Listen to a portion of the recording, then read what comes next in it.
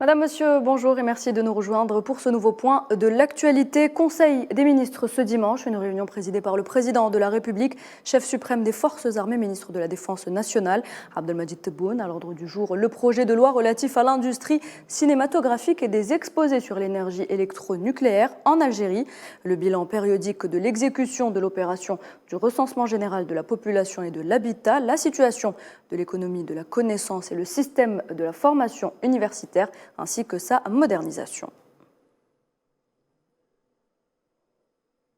Situation en Libye, l'envoyé spécial du secrétaire général des Nations Unies pour la Libye, Abdoulaye Bathily, appelle les représentants du Niger, du Tchad et du Soudan à Tripoli à accélérer le retrait des mercenaires issus de leur pays, conformément au plan mis en place auparavant à cet effet. Ces trois pays avaient exprimé lors d'une rencontre avec les représentants du comité militaire mixte libyen 5+5 au Caire en novembre 2021 leur accord pour le retrait des mercenaires issus de leur pays.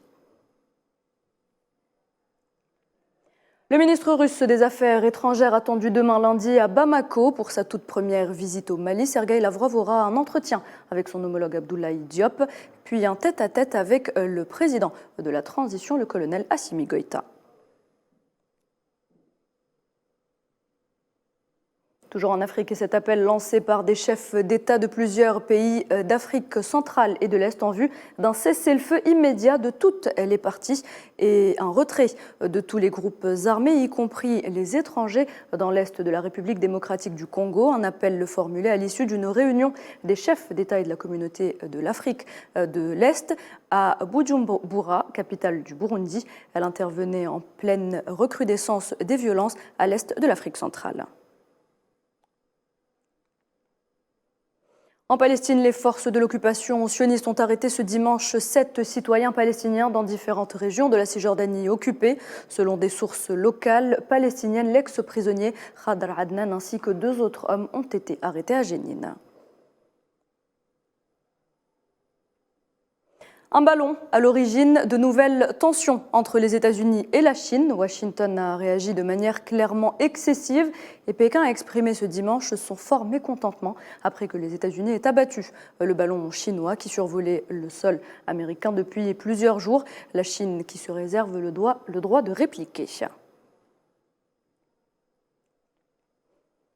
Dans le conflit en Ukraine, le Canada à la rescousse de l'armée ukrainienne. Ottawa a justement expédié le premier des chars Léopard 2 de fabrication allemande, promis à Kiev. 3 autres chars du même type doivent être envoyés prochainement.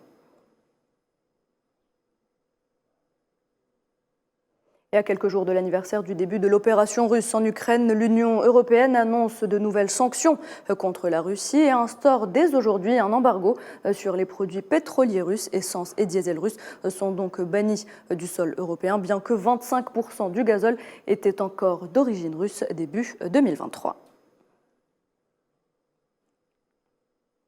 Dans l'actualité également, les Chypriotes se rendent aux urnes ce dimanche pour élire leur président. Parmi 14 candidats, ils se présentent face à 560 000 électeurs chypriotes grecs pour succéder au président de droite Nikos Anastasiades.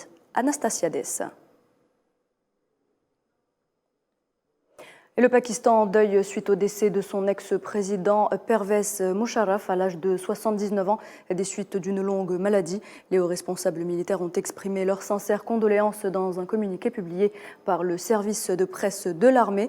Le général Musharraf, décédé à Dubaï, avait pris la tête du Pakistan en 1999 sur un coup de force sans violence après que le Premier ministre de l'époque, Nawaz Sharif, eut tenté de le démettre de ses fonctions de chef de l'armée.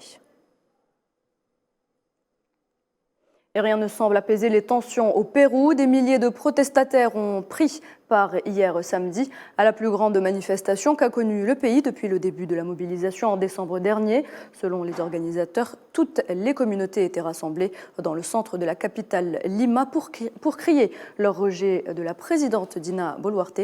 Une situation tendue qui a déjà fait 48 morts depuis le début des manifestations en décembre dernier.